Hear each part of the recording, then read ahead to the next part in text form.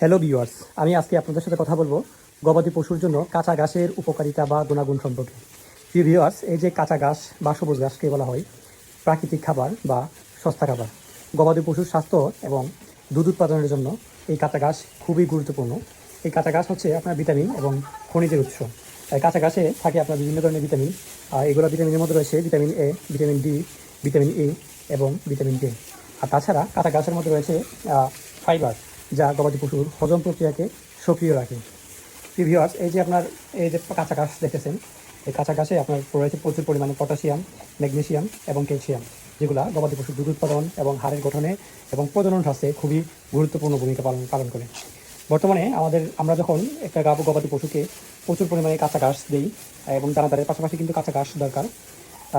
এর গবাদি পশুকে দানাদার খাদ্যের পাশাপাশি অবশ্যই প্রচুর পরিমাণে কাঁচা ঘাস দিতে হবে বা সবুজ ঘাস দিতে হবে। যেই গাছগুলা দেখতে খুব বেশি সবুজ, তুলনামূলকভাবে সেই গাছে প্রচুর পরিমাণে আপনার ভিটামিন এবং ফাইবার থাকে। আমি আপনাদেরকে দেখাই, এই যে এগুলো হচ্ছে আমাদের এলাকার স্থানীয় ভাষায় বলা হয় বিন্নি ধান বা ইচ্ছা বিন্নি, এরকম একটা বলা হয়। আমি আমাদের খামারে বা আমাদের যে পশুগুলো আছে প্রচুর পরিমাণে এটা দিই। গাছগুলো হচ্ছে আপনার, আমরা অনেক সময় ধানের জমি যে ধানের জমি চাষ করি, এর মধ্যে একটা ধানের জাত হচ্ছে বিন্নি।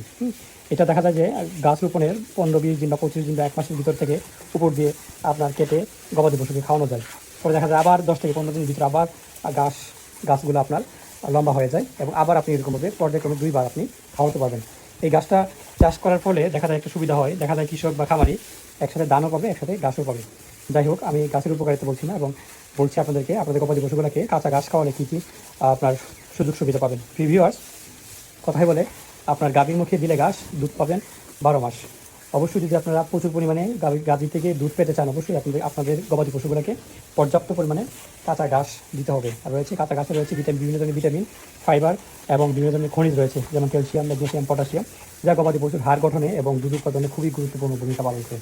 আর সবথেকে বড় কথা হচ্ছে, এটার মধ্যে কাঁচা ঘাসের মধ্যে ফাইবার থাকার কারণে যে গবাদি পশুর হজম প্রক্রিয়াগুলো যেগুলো আছে আপনার রোমেন বা প্রথম যে আমরা পাশাপাশি বলি, হজম প্রক্রিয়াকে আপনার সক্রিয় রাখে। আর গবাদি পশুকে আমরা যখন দানাদার খাদ্য দিই, দানাদার খাদ্য কিন্তু অনেক সময় দেখা যায় যে পরিপূর্ণতা হয় না বা পরিপূর্ণ হয় না, দেখা যায় সেজন্য আমাদের প্রাকৃতিক ঘাস বা সস্তা খাবার এর উপর নির্ভর করা লাগে। আর আরেকটা বিষয় হচ্ছে, গর্ভবতী গাভীর জন্য এই কাঁচা ঘাস কিন্তু খুবই গুরুত্বপূর্ণ, কারণ এগুলো আপনার হরমোন প্রজেস্টেরন একটা হরমোন থাকে, এই কাঁচা ঘাস থেকে কিন্তু হরমোনটা উৎপাদন হয়। সো ভিউয়ার্স, আমি আজকে আপনাদের সাথে কথা বললাম গবাদি পশুর জন্য কাঁচা ঘাসের উপকারিতা নিয়ে। অন্যদিন হাজির হবো অন্য কোনো টপিক নিয়ে। সে পর্যন্ত আপনারা ভালো থাকুন এবং সুস্থ থাকুন। এই যে গাছটা সম্পর্কে যদি আমার কাছে জানতে চান, অবশ্যই আমাকে ইনবক্সে নক দিবেন, বা আমি আমার ইউটিউব চ্যানেলের ডেসক্রিপশন বক্সে নাম্বারও দেওয়া আছে। আমি যদি আরেকটু ভালো করে আপনাদের সাথে গাছটার পরিচয় করে দিতে চাই। এটা কিন্তু ধান গাছ বলা যায়, হ্যাঁ, এটা কিন্তু ধান গাছের মতোই।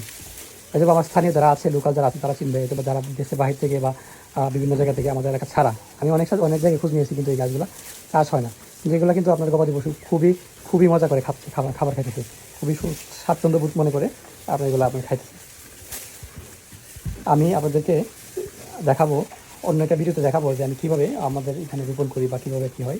আপনারা চাইলে যে কোনো পরামর্শের প্রয়োজন হলে আমার সাথে যোগাযোগ করতে পারেন, ইনশাআল্লাহ আপনাদের পরামর্শ দিতে আমি থাকবো। তো ভিউয়ার্স, আজকে এই পর্যন্ত। অন্যদিন হাজির হবো নতুন কোনো টপিক নিয়ে। সে পর্যন্ত ভালো থাকুন, সুস্থ থাকুন।